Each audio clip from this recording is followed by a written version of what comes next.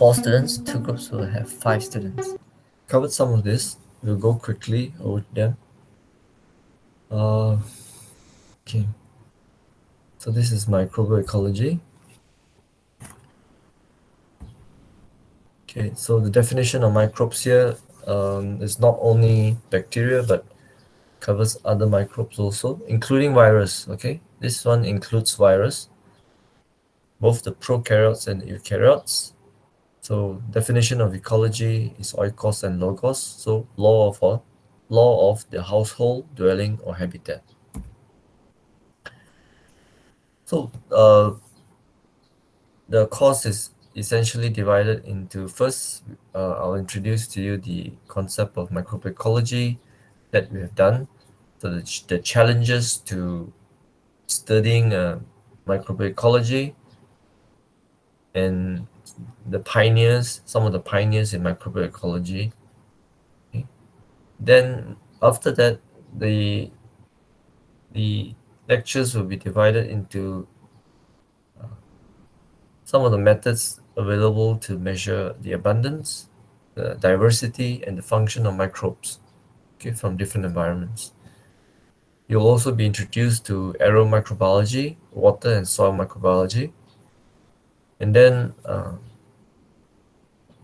we'll touch briefly on the interactions among the microorganisms and then microorganisms with different types of hosts, okay, either plant or animal. We'll also be covering the human microbiome. And finally, the role of microorganisms in nutrient cycling and also corrosion. Okay, so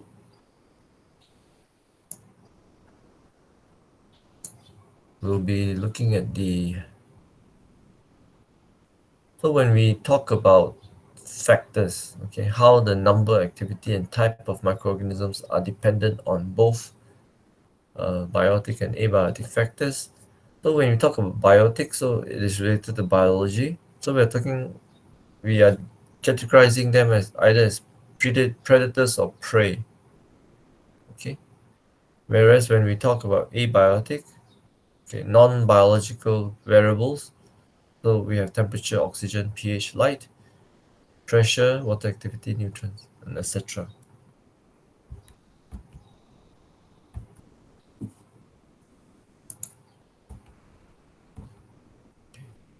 So we've covered the history of microbiology.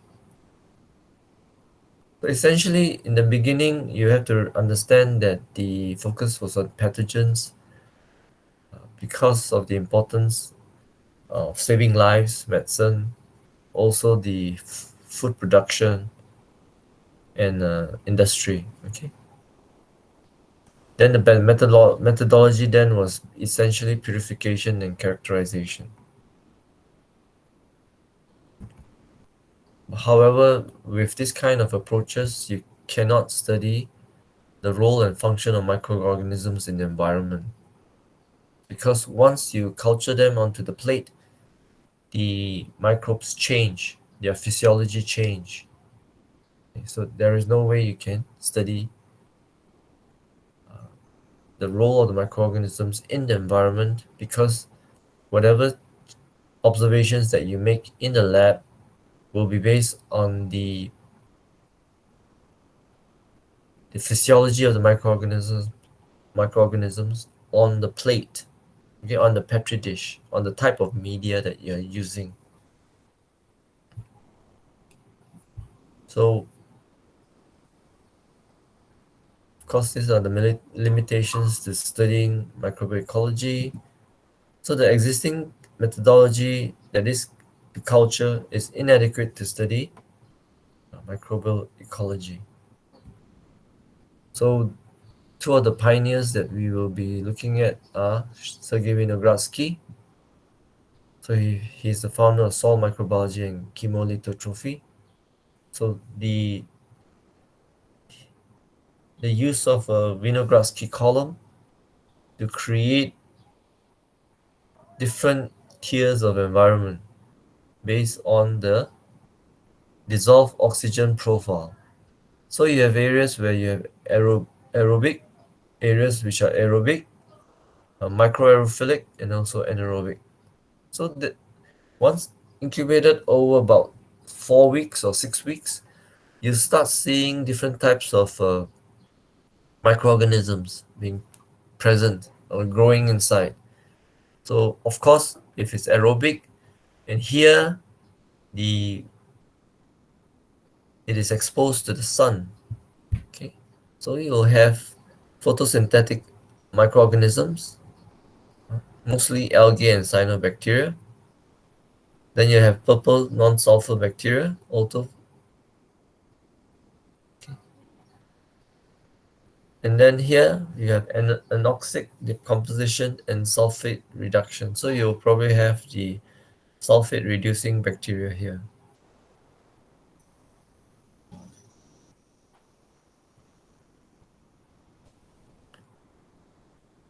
Martinez Bioring is also another pioneer of microbial ecology, because he also characterized viruses in the tobacco mosaic virus. He In microbial ecology, he also developed the enrichment culture technique, where he defined that everything is everywhere, the environment selects. This phrase is actually attributed to Bessing. Okay, Bessing is a collaborator of Martinez Bioring. Uh, yeah, but the lab that Martinez Bioring is in charge of, basically they adopted this approach to growing microorganisms. Okay, so initially in microbiology, the emphasis was on microbes that cause diseases, either in humans or in animals and livestock. Okay, microbes that cause problems in food manufacturing, food processing. So initial research was always to solve these problems. Okay, but after World War II, another kind of problem began to emerge. Okay, humans began to realize that the degradation of the environment was occurring at a drastic pace. Okay, a lot of industrialization was occurring. Okay, a lot of and population was booming. However, the waste treatment systems at that time could not cope with the industrialization, the rate of industrialization and population growth. So the environmental degradation was extremely bad. Therefore, there was a renewed interest in microbiology, but now the interest is in microbial ecology, in the use of microbes towards waste remediation, waste degradation, okay, waste treatment processes. Why are microbes so suitable for waste treatment, uh, waste degradation processes? First is because their size is small, therefore their surface area is large, therefore they are able to, if they have the ability to to break down any metabolites, any chemicals, they are able to do it at a faster rate, because their surface area is larger. And microbes also grows faster than relatively higher organisms.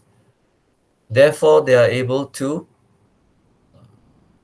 use this growth rate to treat their waste. So they have faster growth rate, of course, smaller size. That means they can also have more abundance. So all this makes them suitable to treat waste. One more characteristic of the microbes is they have a wide range of metabolic ability. Okay. So among the microbes, for any man-made chemicals, there will definitely over time have a microbe that can degrade it. Okay? Because microbes have the ability to develop, to evolve new processes that can degrade even man-made chemicals. Okay? That's why now even plastics, there are microorganisms that can degrade plastics. Okay? However, the rate is still relatively slow. So now there are scientists that are looking to increase through molecular engineering to increase the rate of degradation. Okay. If you remember from previous bacteriology 1 lecture, among the microorganisms, Pseudomonas, uh, bacteria from the genus Pseudomonas, they are known to have a wide range of metabolic ability and adaptability. So they can adapt, which means uh, if you have a new kind of waste that you want to treat, how scientists are doing it is they will usually grow the pseudomonas in initially small doses of the chemical. Okay? They will do it in small doses. Once the bacteria is able to adapt, they will slowly increase the dose and then optimize the process. Okay, and it is possible with pseudomonas and maybe with other microbes also to degrade all these chemicals. That's why even oil sludge, you can find microbes that can degrade oil sludge. Okay, so wastewater treatment, wastewater degradation, bioremediation, these are important aspects for the use of microbial ecology knowledge, the use of microbes. Okay, so the knowledge from microbial ecology has also been used to improve agriculture practices, where we are able to develop better fertilizers for the soil, okay? Longer lasting fertilizers. That means fertilizers that do not degrade too fast and also are not run off when there's rain. Because without all these improvements in the type of fertilizer used, whenever it rains, most of the fertilizer will be washed off.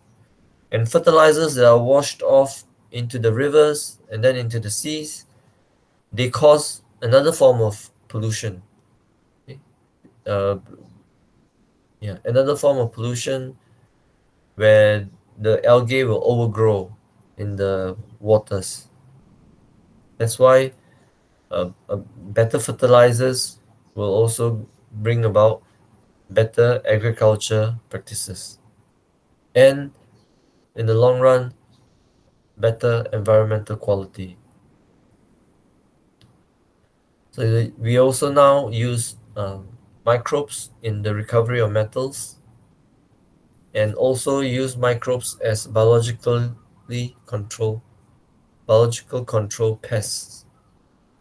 Okay, so we use For example, Bacillus thuringiensis to control pests, because Bacillus thuringiensis uh, produces a paraspore, crystal-like spore that can kill this pest. Okay. So there are also research to produce food, fuel, and food, feed, and fuel using bacteria. So these are some of the uh, important areas where the knowledge gained from microbial ecological research has been adopted. So, as in any field experiment, sampling is important. So we've already looked at how we should sample, for example, Lake. So the definition of a sample is the sample has to be representative of the environment that you want to study. That's why we have to take into account the spatial heterogeneity and also the temporal heterogeneity. Of course, you have to avoid contamination by using suitable samplers. So if the environment is not homogeneous, you have uh, different strategies that you can use, either random sampling, no, either transect sampling or sampling grids.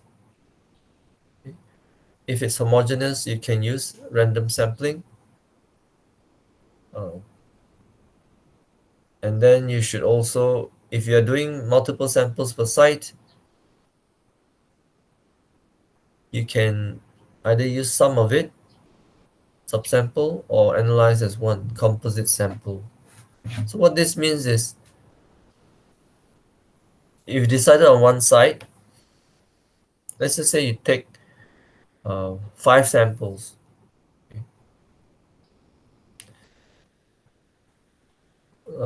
No, let's just say you took the minimum 3 samples from one site.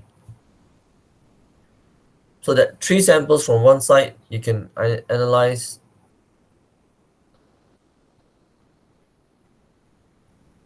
either all three, okay, or you can actually join them up as a composite sample and then analyze that as one. So if you were to measure them separately, that is considered a true replication. However, if you measure them as one, it's just a one measurement. Okay.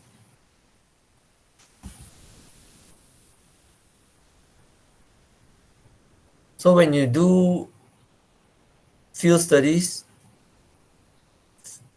and sample in the environment, you have to consider transportation or sample preservation. Okay. Samples have to be preserved immediately. If not, store at 4 degrees Celsius. This is to ensure that the samples do not change. Most of the samples change because of bacteria. Because bacteria, the physiological rates of bacteria are high. So if you do not measure them immediately, the sample will change. Change in terms of nutrients, change in terms of the composition and the number. Okay. Therefore, if you're not going to measure within immediately, you should always preserve it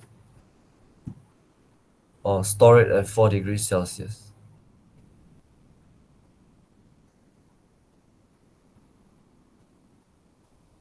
If you're looking for obligate anaerobe, of course, sampling is the transportation is crucial because non-spore forming obligate anaerobe dies upon exposure to air.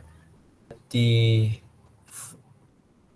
the focus here when we're talking about microbial ecology is either uh, on its abundance, on its diversity, and on its activity. Okay, so we measure microbial abundance. Okay, we measure how many bacteria there is. So it is an important variable. A lot of microbiologists will measure it.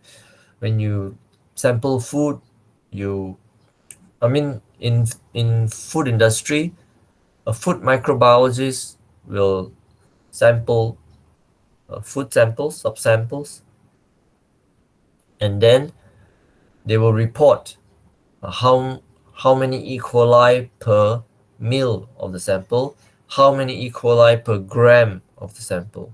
Okay, so abundance. Uh, but for a clinical microbiologist, it's different. They will just report whether there is or there isn't that kind of pathogen. But if you remember, with the exception of urine samples, you must tell the, you must report the abundance, the counts, the CFU per mil, because the abundance of bacteria in urine samples will determine whether there is a true infection or just superficial contamination. So food industry is important for enumeration of bacteria. Other than food industry, water industry also, water quality testing and in water purification systems, in the in our water supply companies. Okay, for example, Air Selangor, POS and all that, they have to measure the number of bacteria, whether standard plate count or total heterotrophic count, uh, coliform or E. coli, okay, Escherichia coli. So they need to tell how many bacteria is found in that sample. Okay. However, for microbial ecologists, is it enough to just report uh, counts?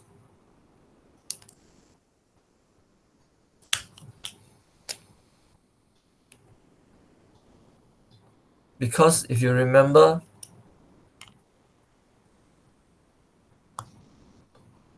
the number of bacteria you observe is based on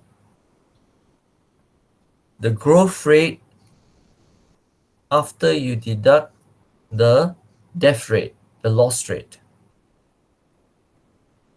Okay, so for microbial ecologists, microbial abundance tells only half the story. Okay? You still need to measure either one of the process rates, either one of the activity, either growth or death. Okay, do you understand this part? Yep. Okay.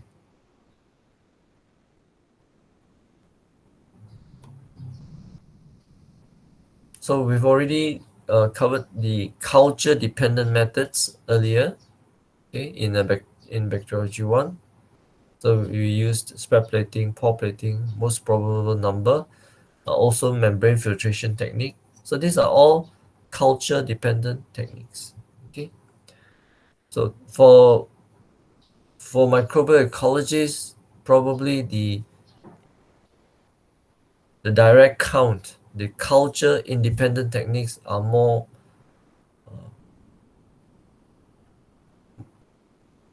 reliable because we do not depend on culture, so we are counting them directly.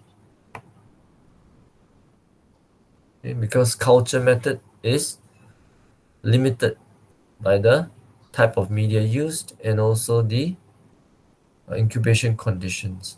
Okay, only 1 to 5% of bacteria is culturable, so they remain a lot unculturable. So as I mentioned, if it's for a specific bacteria, then of course okay. So for water industry or food industry, you can count specific bacteria by using culturable methods. The hemocytometer is difficult because of the small size of bacteria and lack of color. That's why we now use. So this is a hemocytometer. So what you do is you add the sample here in the drain, overflow it, then you place a cover glass on it. So when you do that, the sample is on the grid here. The counting chamber is here. There's a volume here. So when you look under microscope, you can see grids. Okay. So the standard square here, if you count the bacteria within this,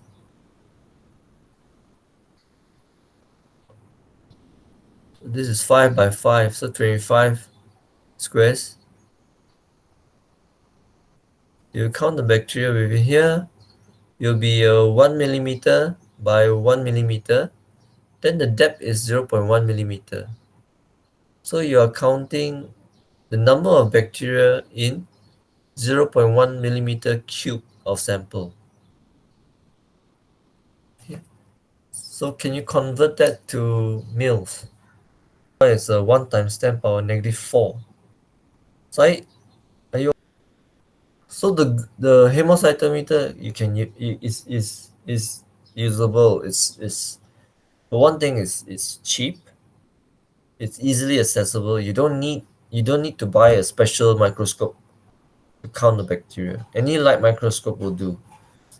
Okay? The hemocytometer probably costs about 100 ringgit or 200 ringgit depending on the quality of it. Then you can count your bacteria.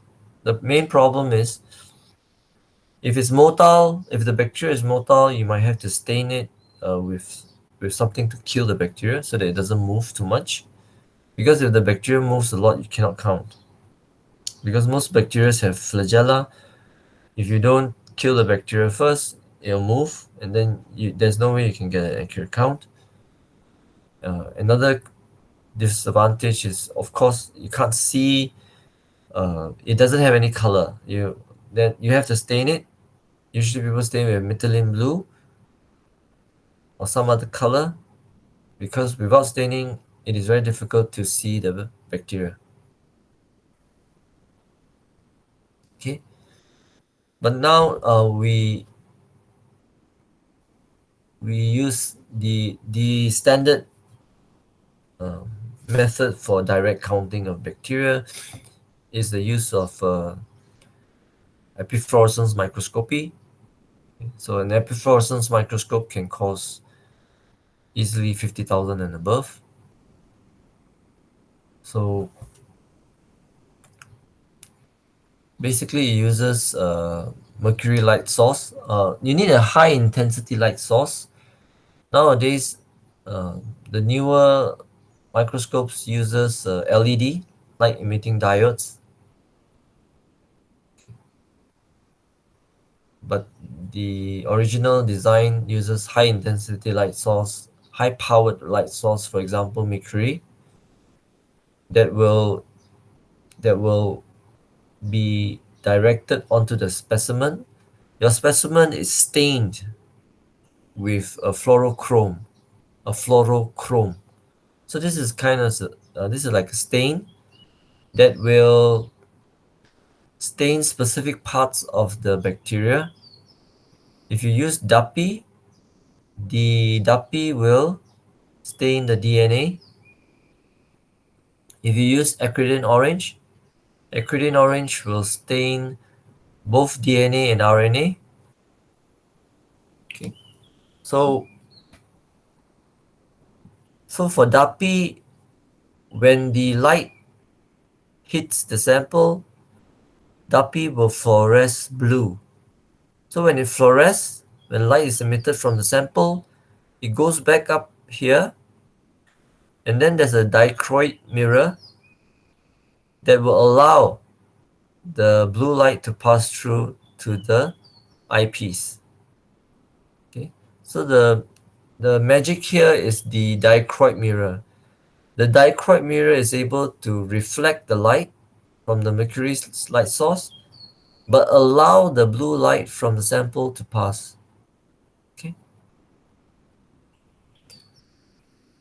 so that's how we are able to count the bacteria. So you see the black background here. So when you prepare the sample,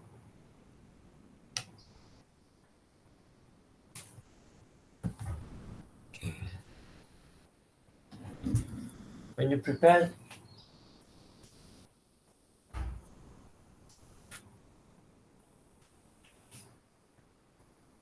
when you prepare the sample, you're supposed to use black filters. Okay, black filters. You use black filters because you want to reduce background noise. If you don't use black filters, you won't be able to see the fluorescence clearly. Okay, that's why we use uh, black filters. Okay, so these are all, you can purchase them, the black filters. Okay,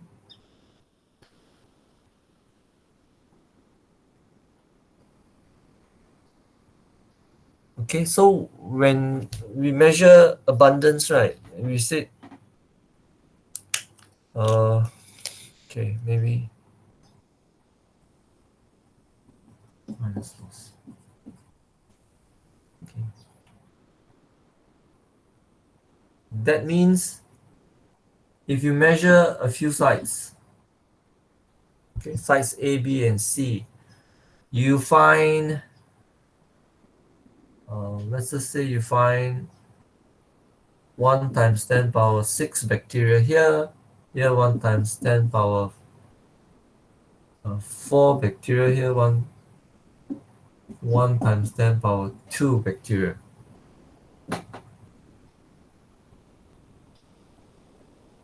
Okay, so if you were to measure these 3 sites, then you count the number of bacteria. You found that the number of bacteria is highest here, middle, and low. Initial assumption. What will your assumption be? How will you discuss this? A has the most abundance of bacteria compared to B and C. C have the least bacterial abundance compared among the three. Ah, did everyone hear that? Yes. Okay, that is not discussion. You have to be very very careful. What did site this was it site or neural just now? Didn't hear. I didn't see the name. No real. Okay, Nuriel, good try. But you see, what you're saying is you are describing results. Understand? When we ask you to discuss the data, you have to go more than that, beyond that. You have to be very careful with the question. Understand? Of course, what Nuriel did is also correct, but that only gives you maybe half the mark. Half the marks, you understand?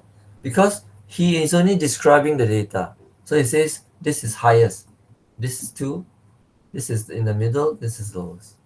And that is correct. But it is only describing the data.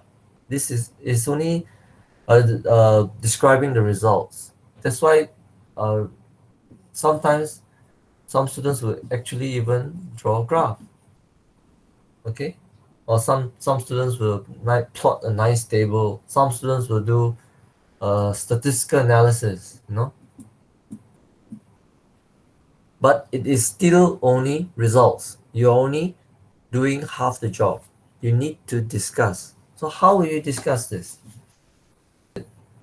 I mean, it's discussion. Discussion means you are trying to uh, explain your results. You do not know the whole picture, but you are trying to explain whatever that you have. Okay, you know from your knowledge, from your background knowledge, that when the nutrients are high, bacteria is usually high. So does that mean that A is higher nutrients? So there's a term for that. A should could be eutrophic. B could be mesotrophic. C could be oligotrophic, showing the different levels of nutrition of in the different sites. Okay, but you don't know this, but you are discussing. You're just saying that maybe it's like that. Understand? Yep. Okay. So when nutrients are high, you are saying the abundance is high, but you should also remember abundance is based on this too. So if the counts are high, does this mean the growth rate here is highest? Yes. Probable, right? Okay, Yeah. possible, yes. So now so that can also be part of your discussion. But let's just say I give you another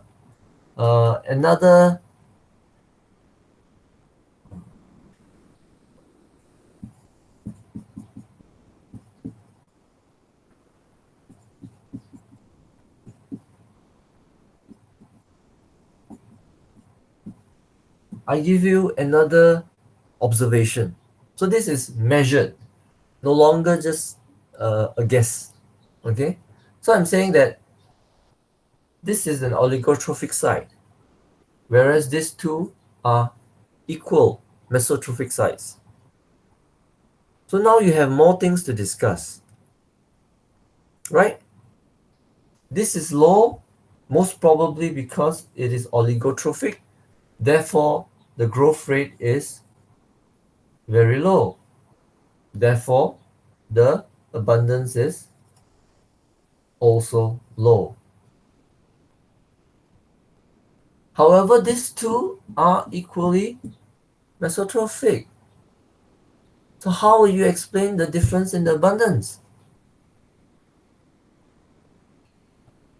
Competition. I'm not sure. We have been touching on this, but we didn't think of this.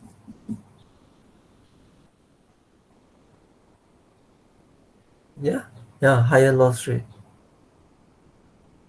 So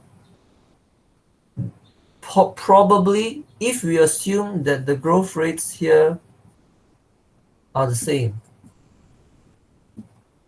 then it is most probable that the loss rate here is larger, which would explain why the abundance here is less than here.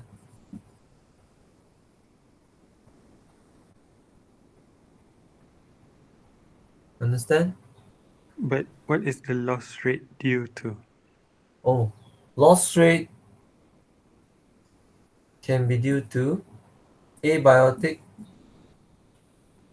or biotic pressures.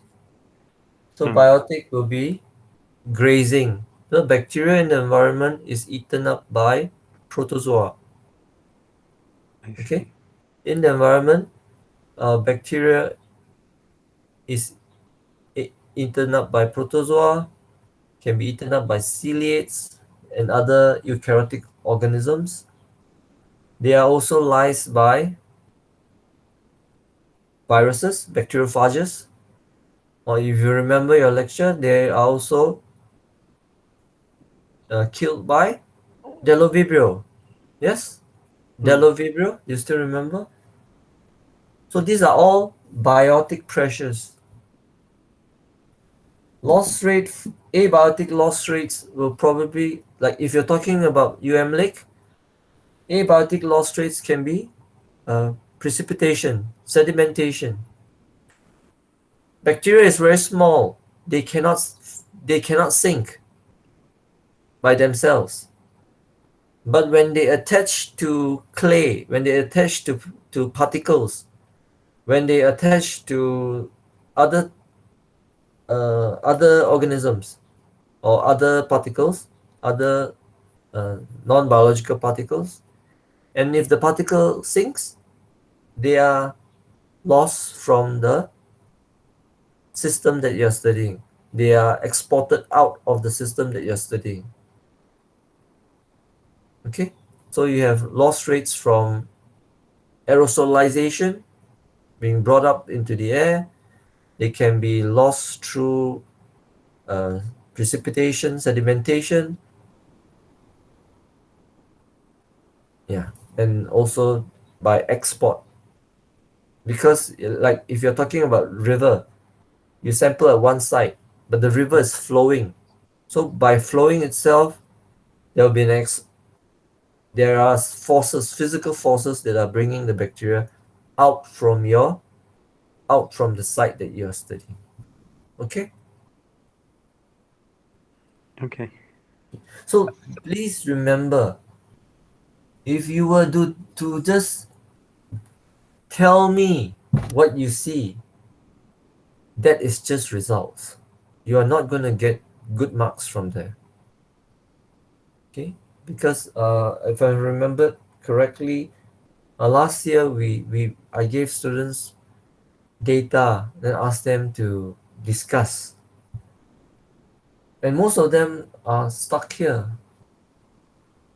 They can't go beyond this, and that's why they it's very hard to get more marks like that. Understand?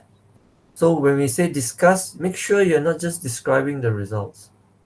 If you draw graphs, if you do statistical analysis, yes, you'll get marks for that.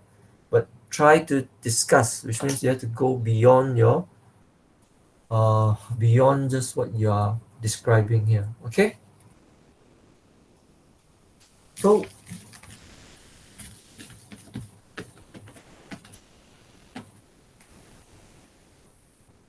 remember, abundance is growth versus loss. But then there's also another thing that you must uh,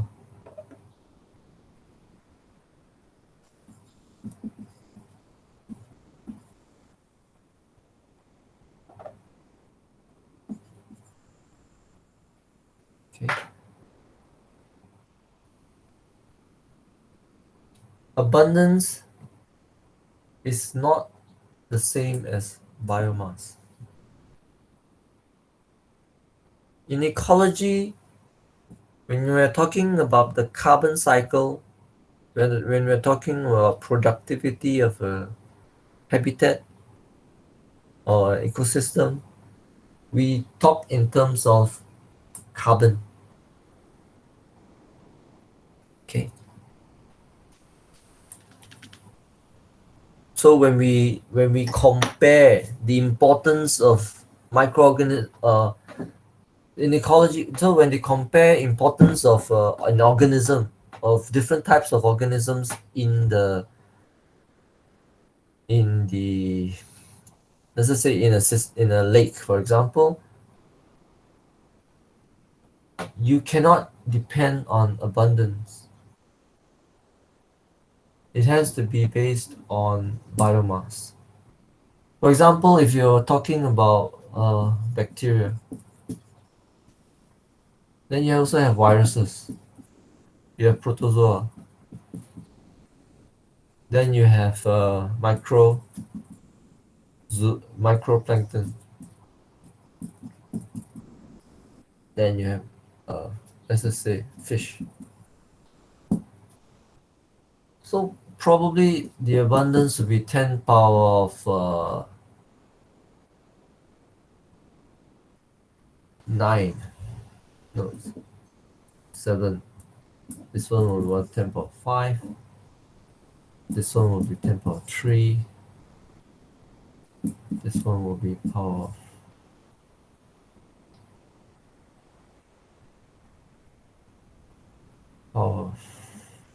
2. Maybe it's not 10. Okay. So from the abundance, if you just look at the abundance, your initial assumption should be your initial assumptions might point virus as the most important component in the lake because they are the most abundant. But when you look at biomass, then it will be different. It will be probably around maybe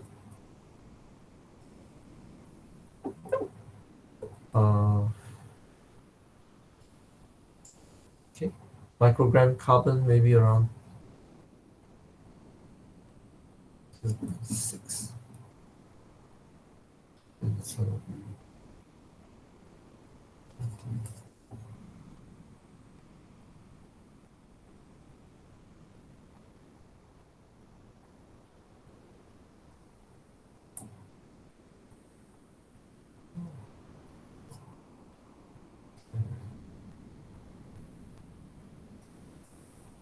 okay. But when you look in terms of biomass, then you realize sometimes okay, bacteria are the most important in the environment. Okay? Because although viruses are the most abundant, their volume, their biomass is so small that they are not, in terms of biomass, they are not the highest. Okay. So how do you measure biomass then? So if I say biomass doesn't equate uh, abundance, okay? In the past, if so, biomass can be measured if you measure biovolume. So it's actually a very tedious job where you have to count the size of the bacteria. So what we usually do is we count the bacteria as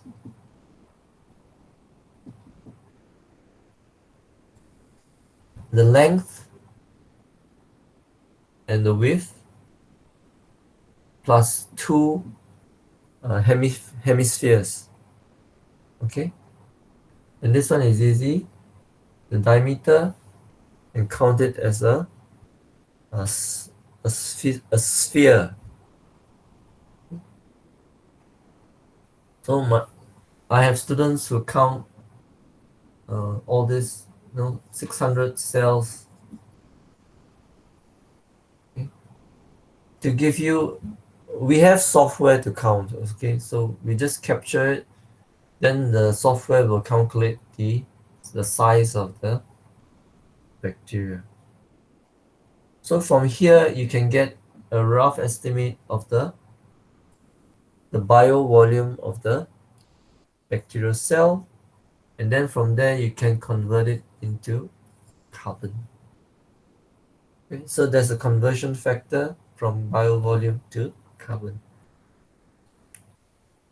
We do this because even in bacteria, not all bacteria are the same size, not all bacteria are the same shape.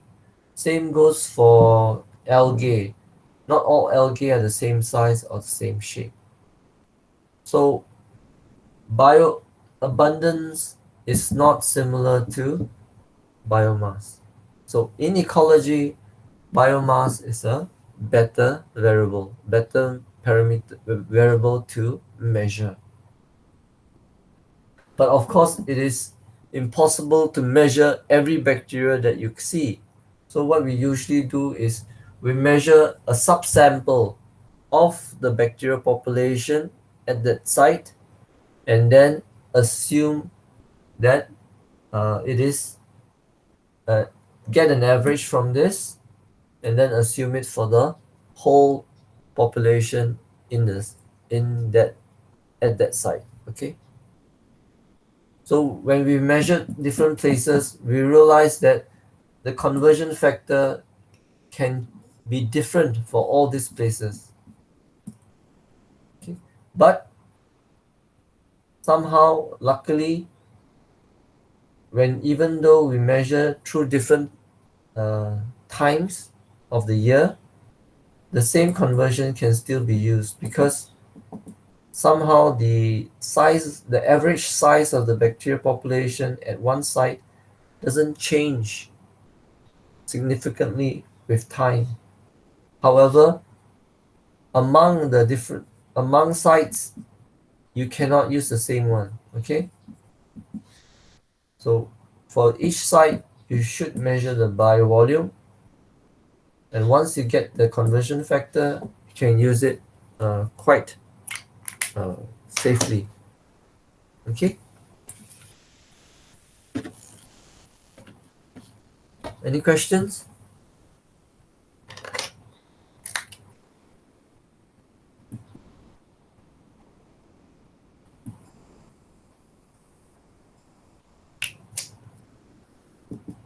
Any questions until now?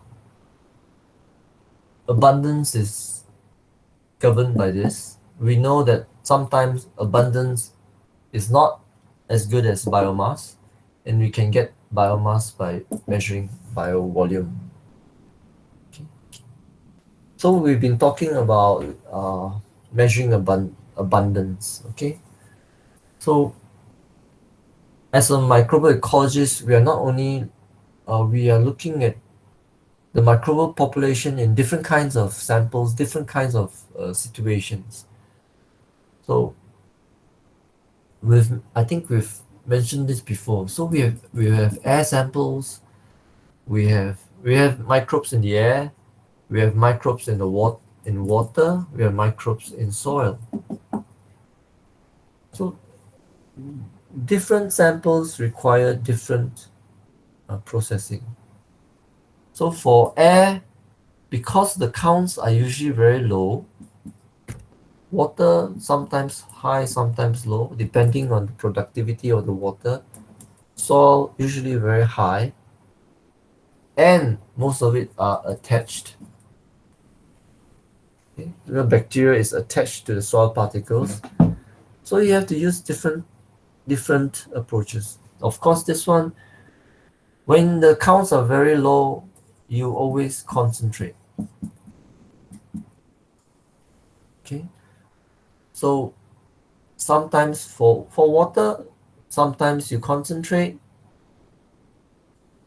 sometimes you dilute, depending on the type of water. If you're working with wastewater, you presume that the counts will be high, you dilute.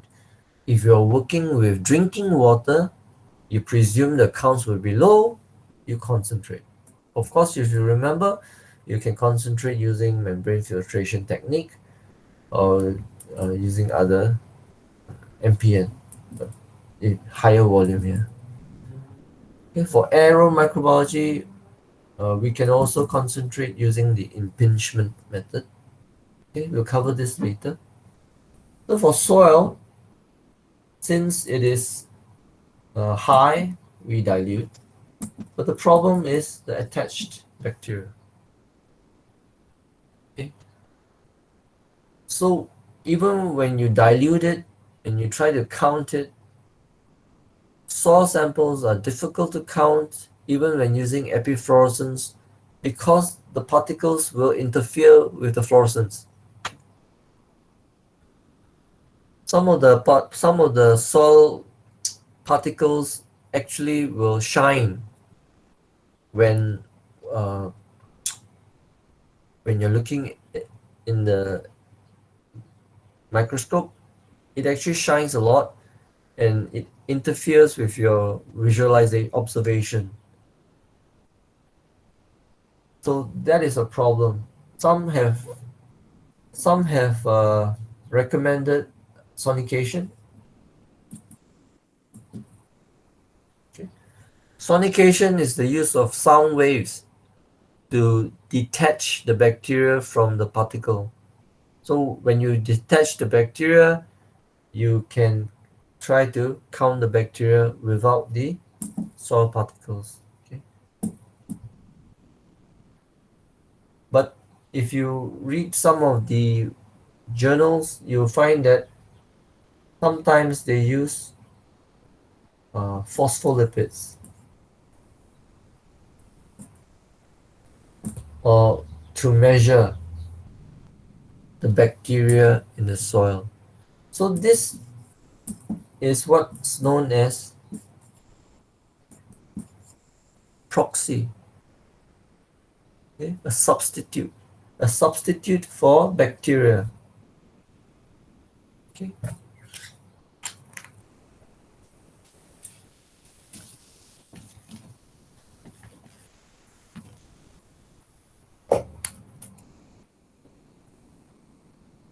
So depending on the sample, we can either concentrate or dilute. And then if things really can't be done, we use proxy. Proxy as a substitute for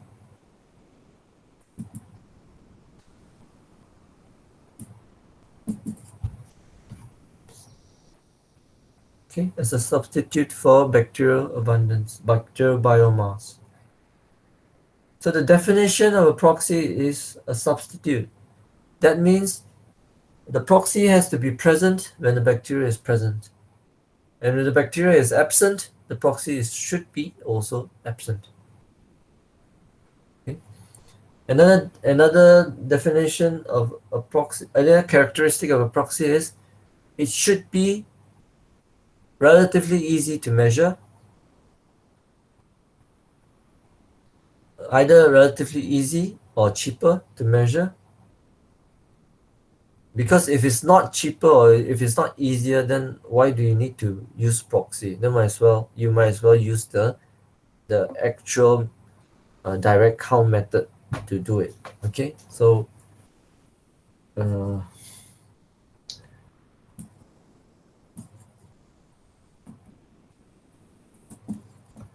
okay, and also it will does not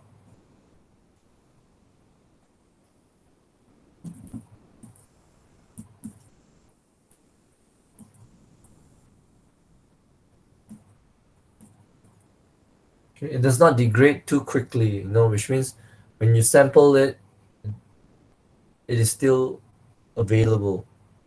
You do not want it to degrade so fast that it does not reflect the bacterial abundance anymore. Okay. So these are the use of a proxy when other methods are not uh, available or suitable. So popular proxies are, for example, phospholipid. They equate to bacteria. Okay. So they'll extract the phospholipids from the soil and then measure them and then relate them to the uh, number of bacteria. Okay. So for this, so when you look at this, you realize that you have to have a standard curve somewhere. Okay.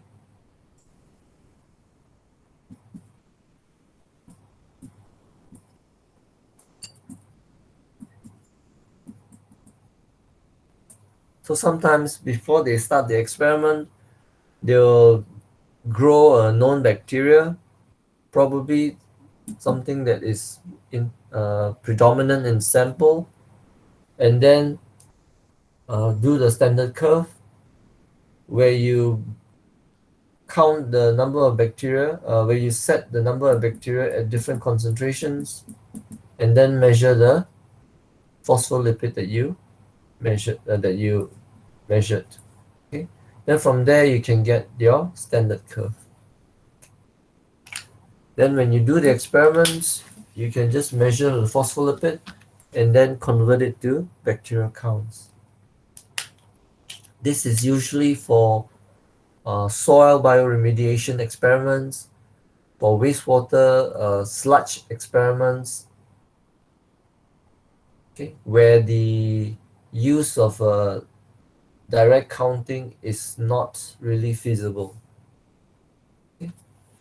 So you also have other proxies, for example,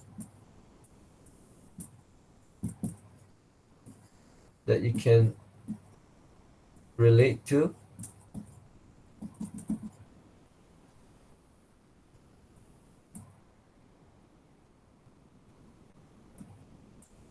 Chlorophyll A for photosynthetic organisms. So because all photosynthetic organisms will have chlorophyll A, that's why chlorophyll A is considered a good substitute for algae, phytoplankton, etc. And because the measurement of chlorophyll A is very, very easy, it is just you filter the sample, you use acetone to extract the chlorophyll, then you use a spectrophotometer to measure. That's why it is really convenient. Then you have another proxy.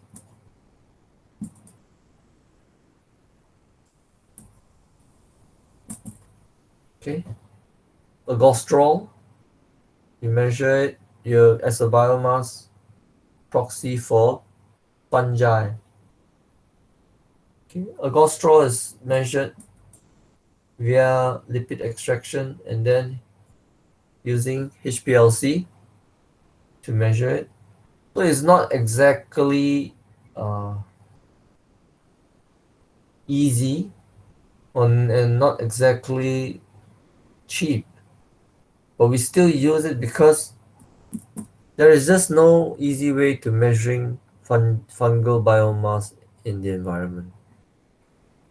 Because if you can imagine fungi in the environment with the mycelia spreading everywhere, okay, there is no way you can count. Even when you observe, there's no way you can estimate the biomass.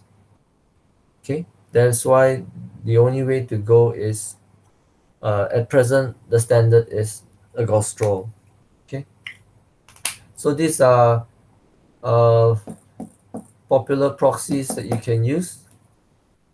Okay, proxy for bacteria, photosynthetic organisms, and for fungi. Uh, when we do direct counting of seawater samples, for example, so the water samples sometimes have cyanobacteria. So cyanobacteria will have chlorophyll A, and chlorophyll A autofluoresce. So that means it will fluoresce when you view under epifluorescence microscope, even if you do not stain it. Okay, so even if you do not stain it, it will autofluoresce. So you are worried that when you observe under the microscope, you are only seeing the chloroplast but not the cells. But the thing is, the cells are very small and the chloroplasts are very compact. So you will be able to see individually the cells. Okay, you don't have to worry. Okay, same like when you stain with DAPI, you are staining DNA, you're not staining the whole cell. But because the DNA is compressed and compacted, you will only see as a single cell. Okay, you don't have to worry so much about this. Okay, so usually when we have problems with cyanobacteria that autofluoresce, we will usually uh, the thing is when it autofluoresce, they autofluoresce at a different wavelength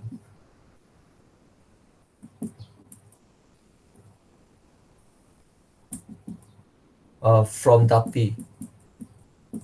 Okay, so the autofluorescence from a chlorophyll A is at a different wavelength from DAPI.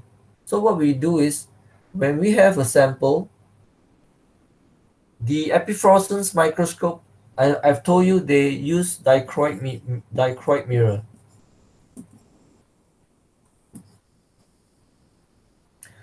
This dichroic mirror will will allow certain wavelengths to pass through. And the good thing with epifluorescence microscope is it doesn't only have one set of mirror. It can have 4 to 6 sets of mirror. You just have to alternate them. Okay, so what we do is we view it at different wavelengths, the same sample. So we will be able to differentiate the ones that are autofluorescing and the ones that are actually bacteria.